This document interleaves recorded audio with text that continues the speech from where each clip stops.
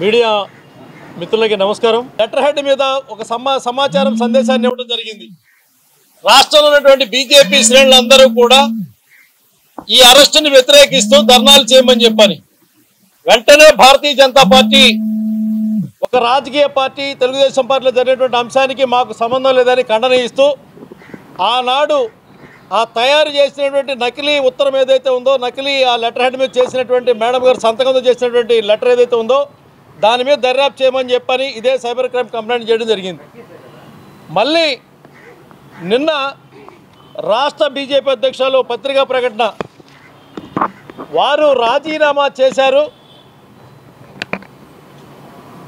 మొన్న జరిగినటువంటి సంఘటన ఏదైతే ఉందో దానికి బాధ్యత వహిస్తూ చేశారు, లేకపోతే అక్కడ పట్టుకున్నటువంటి ఆ సంజా ఏదైతే ఎక్స్పోర్ట్ సంబంధించినటువంటి కంపెనీ ఉందో ఆ కంపెనీ వాళ్ళకు సంబంధించినటువంటి దాని గురించి వారు మనస్తాపం చెంది చేసినట్టుగా ఒక రాజీనామా లెటర్ని సృష్టించారు.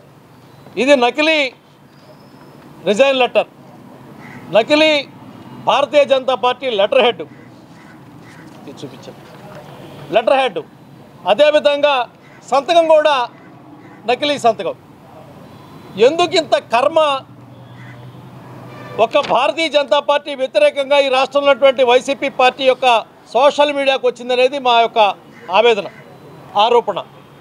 ఇది ఖచ్చితంగా వాళ్ళు తప్పితే మిగతా వాళ్ళు చేయాల్సినటువంటి అవసరం లేదు. ఎందుకంటే దీని వెనకాల ఉన్నటువంటి అంశాలు కూడా మనకు తెలియాల్సిన అవసరం ఉంది. ఈ రోజున అదే అంశం మీద దర్యాప్తు చేయమని చెప్పని ఏదైతే ఈ నకిలీ రాజీనామా ఉత్తరం మీద దర్యాప్తు చేయమని చెప్పని ఇక్కడ ఈరోజు సైబర్ క్రైమ్ పోలీస్ వారికి మేము ఫిర్యాదు చేయడం జరిగింది. ఈ ఫిర్యాదు ప్రకారం ఇందులో ఉన్నటువంటి అంశాల ప్రకారం ట్విట్టర్ కూడా దగ్గుబాటి పురంధేశ్వరి గారి పేరు మీద బ్లూటిక్తో క్రియేట్ చేశారు. అంటే ఇక ఏమాత్రం రాజకీయ నాయకుల యొక్క మాటకి, ప్రతిపక్షాల యొక్క మాటకి స్వేచ్ఛ, హక్కులు లేదా అభిప్రాయాలు వెల్లడించేటువంటి అవకాశం కూడా లేదన్నమాట.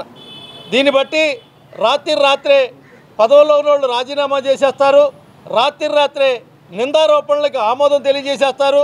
అవసరమైతే రాజకీయాల నుంచి లేకపోతే ఈ సమాజ జీవితం నుంచి నేను త్యాగం చేసి వెళ్ళిపోతున్నామని కూడా వీళ్ళే పుట్టించేస్తారు. అంటే ఏ వార్త అయినా వస్తే మళ్ళీ వారి నుంచి వస్తే తప్ప ఏమాత్రం నమ్మేటువంటి పరిస్థితి లేనటువంటి పరిస్థితి తీసుకెళ్తున్నటువంటి సోషల్ మీడియాలో అధికార ప్రభుత్వానికి సంబంధించినటువంటి వ్యక్తులు చేసినటువంటి కుట్రలు ఎలా ఉన్నాయనేది తెలుసుకోవాల్సినటువంటి పరిస్థితి ఈ రోజున వచ్చింది.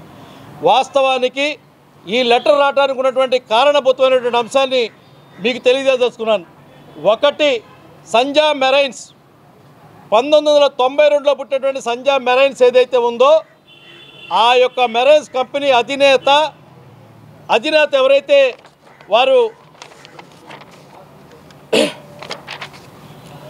సాక్షాత్తు కొండ్రగుంట వెంకటేశ్వర ప్రసాద్ గారు, కేవీ ప్రసాద్ గారు, వారు దగ్గుబాటి పురంధేశ్వరి గారికి వియంకుడు. కానీ నిన్న దొరికినటువంటి కంపెనీ ఏదైతే ఉందో సంజా ఆక్వా ఎక్స్పోర్ట్ ప్రైవేట్ లిమిటెడ్, ఇది కోనం వీరభద్రరావు ఎవరైతే ఉన్నాడో అతన్ని 2004లో ఈ సంజా మెరైన్స్ కంపెనీ నుంచి ఆర్థిక అవకతవకలు పాల్పడుతున్నారని చెప్పని ఆ కంపెనీ నుంచి అతను తీసేయడం జరిగింది.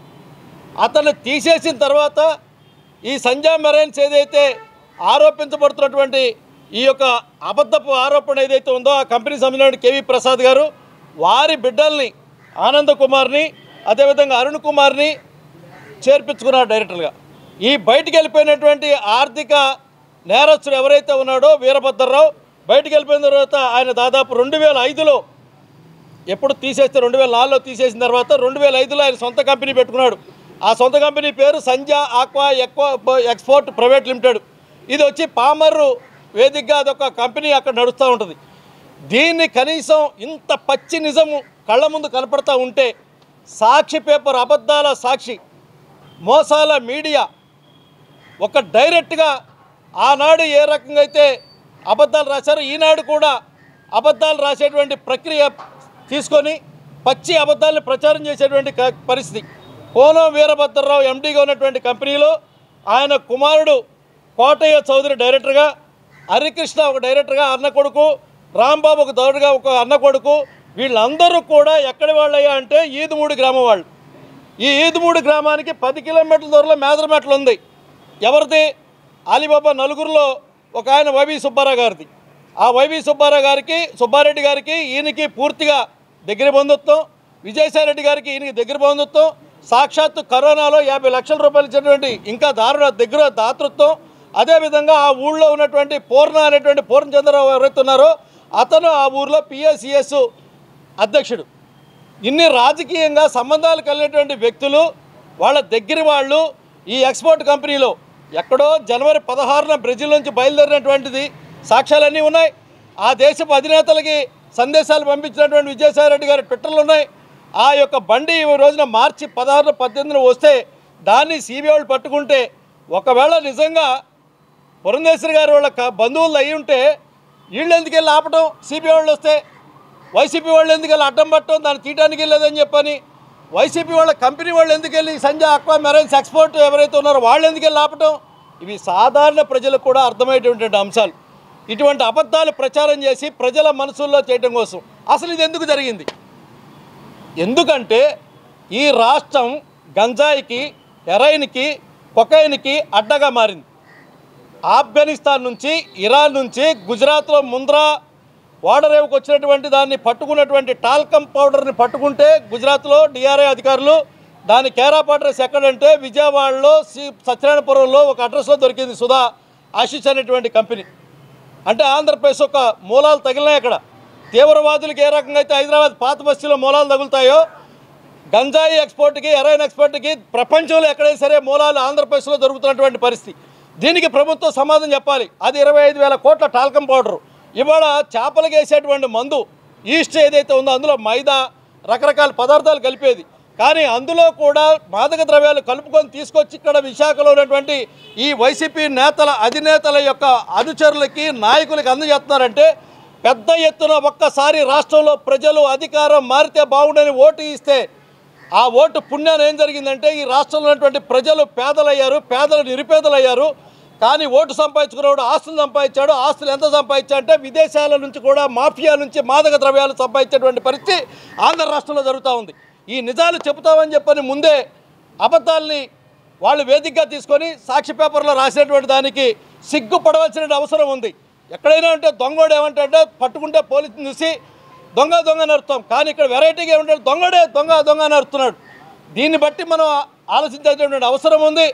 ఆయన అంటాడు గతంలో నాన్న అడుగుజాడల్లో అని, నాన్నే బతుకుంటే తమ్ముడు గొడ్డల పొడికి దిక్కులేని సాగు చచ్చేవాడా? నాన్నే బతుకుంటే నాన్న భార్య అమ్మాయి వాళ్ళ రోడ్డును పడేదా? నాన్నే బతుకుంటే నాన్న కూతురు చెల్లి ఈ రకంగా రోడ్ల మీద పడి వాళ్ళ గగ్గోలు పెట్టేదా?